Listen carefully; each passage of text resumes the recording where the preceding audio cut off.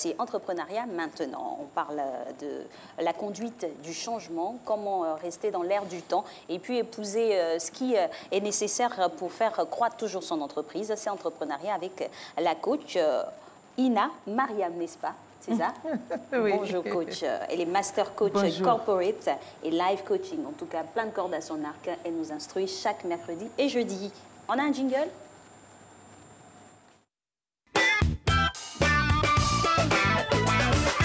La conduite du changement, coach Ina, bonjour. Bonjour. Vous êtes vraiment l'un des visages qu'on aura beaucoup vu en ce mois de janvier, en ce début d'année, mais avec beaucoup de plaisir. Ben oui. On a échangé sur beaucoup de thèmes assez intéressants. Les Ivoiriens, donc, par leur réaction dans les différents canaux, apprécient vraiment vos passages. Et c'est avec beaucoup de plaisir qu'on a l'occasion de vous avoir aujourd'hui pour parler de la conduite du changement. La Merci. conduite du changement, qu'est-ce que ça implique? Définition des termes. La conduite du changement est un accompagnement des organisations quand il y a changement, modification. Ça peut être modification fonctionnelle, structurelle, ça peut être un changement de marque, ça peut être un changement d'écosystème, ça peut juste être une numérisation des systèmes informatiques qui va induire de nouvelles manières de faire, de nouvelles procédures. Et pourquoi on accompagne le changement? Parce qu'on a remarqué quand il y a situation de changement, il y a panique, il y a résistance. Alors les humains ont besoin à ce moment d'être rassurés et les spécialistes viennent d'abord leur passer l'information, les rassurer et les aider pour que ce changement s'opère dans les meilleures conditions. Alors, sur tout le processus, comment se mène ce changement au sein d'une structure, d'une entreprise? Est-ce qu'on peut lister ce processus-là? On peut plus ou moins lister. L'idée d'abord, c'est de donner l'information. Donc, en cas de changement, informer très vite les acteurs. Donc, les acteurs, notamment les collaborateurs de l'organisation, qu'ils aient l'information au plus tôt et que les rumeurs ne devancent pas l'information. Ah, Ah oui. ça. Ensuite, exactement, c'est très, très important. Ensuite, les impliquer quelque part dans le processus et les rassurer. Parce que, voilà, la panique. exactement, il y a de nouvelles procédures qui viennent. Aujourd'hui, je suis à ma place. Demain, est-ce que je serai à ma place? Vous vous rappelez, quand il y a eu les premières vagues d'informatisation dans les entreprises, certains employés se sont retrouvés complètement largués. Oui, parce qu'à un certain âge, ils se disent, je ne peux pas apprendre l'ordinateur. Donc, voilà. Et là, ça revient encore parce qu'il y a une forte numérisation des gouvernements, ainsi de suite. Ça fait de la résistance. Ensuite, il y a toutes les vagues de vente d'entreprises, de nouvelles marques qui amènent aussi leur vague d'inquiétude. On se dit, la nouvelle marque vient, est-ce qu'on voudra de moi? Est-ce que je serai bien? Donc, beaucoup rassurer, beaucoup rassurer. Ensuite, les impliquer vraiment dans la mise en œuvre. Ensuite, souvent, on est obligé de faire des formations parce que voilà, la nouvelle procédure va demander de nouvelles façons de faire. Donc, voilà, un renforcement de capacité. Les gens ont besoin de se sentir à la hauteur. Donc, leur donner les outils pour qu'ils puissent se sentir à la hauteur. Et enfin, leur faire rêver de la nouvelle situation. Donc, que ce ne soit pas de l'inquiétude, mais que ce soit du rêve, qu'on se dise, voilà vos bénéfices, voilà ce que vous allez avoir. Vous avez des inquiétudes parce que ça peut mal se passer, mais on vous rassure, voilà aussi ce que ça peut vous amener comme avantage. À l'origine, l'Africain, hein, en particulier, l'homme en général, on a peur du changement parce qu'on ne le connaît pas, on ne l'appréhende pas. Donc, ce que vous dites est très important parce que l'information est la clé, au fait. Exactement. Information is the key, comme disent les anglo-saxons. L'information est la clé. Tout le monde a peur du changement. Parce qu'on est toujours dans une zone de confort qu'on se crée. Et à partir du moment où il y a un changement, il faut trouver de nouvelles solutions. Et ce n'est jamais dans le confort. Et donc, il faut l'accompagner et surtout... Il faut l'accepter d'abord. Il faut l'accepter, l'accompagner, mais aussi voir qu'est-ce que j'y gagne. Et c'est surtout de faire miroiter ce futur qui peut être meilleur, parce que justement, s'il y a changement, c'est parce qu'on veut quelque chose de nouveau. Donc, faire partager ce rêve-là avec les employés de l'organisation est un préalable également. Alors, le changement qui intervient dans une structure, comme elle doit s'opérer, ce n'est pas de manière brutale. Le processus, il peut prendre combien de temps? Le processus va prendre entre 6 mois et 1 an. Le processus va prendre entre 6 mois et 1 an, selon le type de résistance, exactement. Selon la cartographie, selon la nomenclature de la structure. Exactement. Mais dans les 6 mois à 1 an, disons vraiment une grande période avant le changement. Donc, préparer le changement, opérer le changement et l'accompagner pendant sa mise en œuvre. Donc, il y a c'est une ça qui est différence important. entre le changement qui est brutal, inattendu, et le changement qui est progressif, qui est su d'avance. Forcément. Je vous donne un exemple. Une entreprise change de marque. C'est prévu à l'avance. On peut prendre des dispositions. On va informatiser, on va numériser tout le système. C'est prévu, on peut. Mais brutalement, on a, par exemple, un attentat.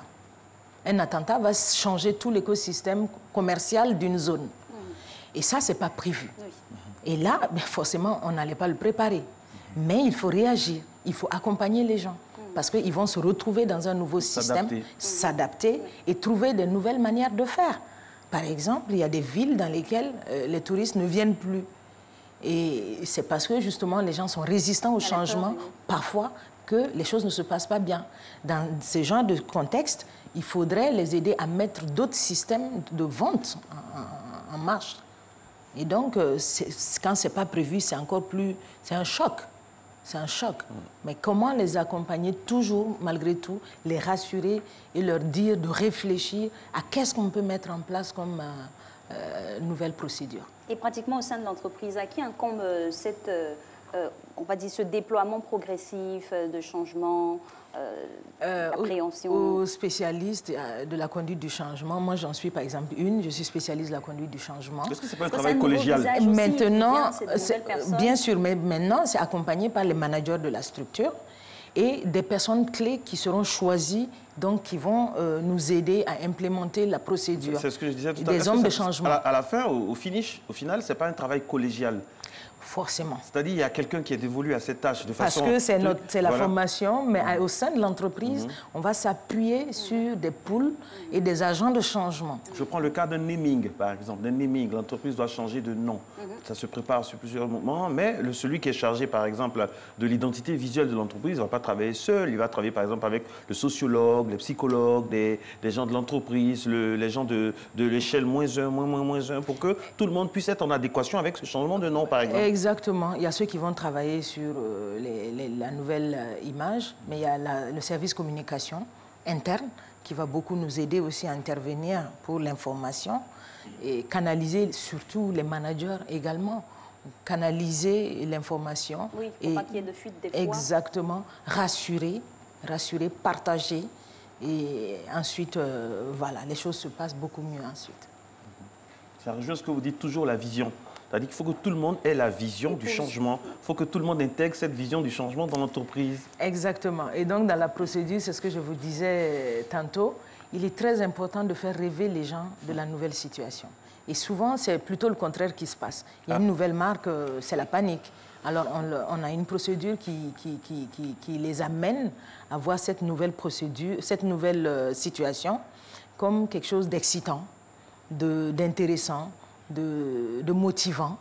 Et quand il y a déjà cet état d'esprit, en général, les choses se passent bien. Donc, il faut vraiment accompagner le changement. Parce qu'il y a énormément de résistance, par contre. Voilà, parce que les gens se disent également, qu'est-ce que je perds? Par exemple, je suis sur un système d'informatisation et dans le circuit, dans la structure, il se trouve qu'il y a des endroits où les personnes, vous savez comment ça se passe, hein, en contact direct avec la clientèle, ils ont tendance à avoir des petits ristournes, voilà. Alors on va des bakchiches et tout. On ne va pas dire des bakchiches, les gens leur donnent des pourboires. Alors, quand on va tout informatiser, les personnes se posent la question tout de suite, mais qu'est-ce que ça devient? Je vais perdre une partie de mon revenu. Il faudrait qu'ils sachent ce que ça va, qu'est-ce qu'on leur propose à la place. Est-ce qu'il y aura des primes qui vont remplacer, par exemple? Ça, c'est quelque chose de pratico-pratique, mais bon, il y a beaucoup d'éléments également qui rentrent en ligne de compte. Et justement, dans cette lancée, là, parlons de l'attitude des différents agents qui accueillent le changement, pratiquement dans un organigramme où tout doit changer, comment les uns et les autres devraient se comporter. En général, au tout début, il y a vraiment panique à bord.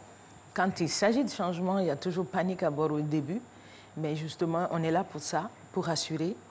On est là aussi pour demander au top management de savoir se comporter parce que ça va beaucoup dépendre de leur manière de faire. Et j'ai vu une situation très difficile où une entreprise a été rachetée par une structure étrangère.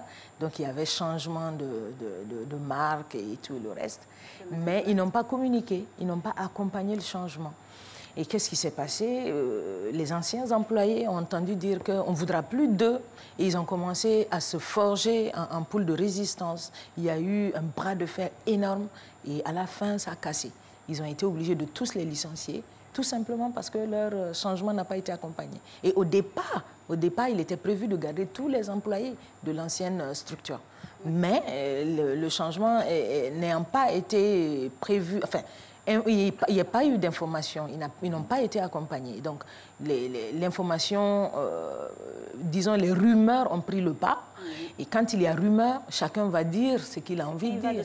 Et c'est ce qui vient de la pagaille. Exactement. Merci beaucoup, coach Ina Mariam. À la vérité, au final, quand on écoute ce que vous dites, c'est que le changement, c'est un art. On ne change pas. La conduite du changement, c'est tout un art, c'est toute une philosophie à faire intégrer, que tout le monde puisse être au même diapason. Merci infiniment de nous éclairer là-dessus. Je rappelle, avec vous, nous parlions de la conduite du changement.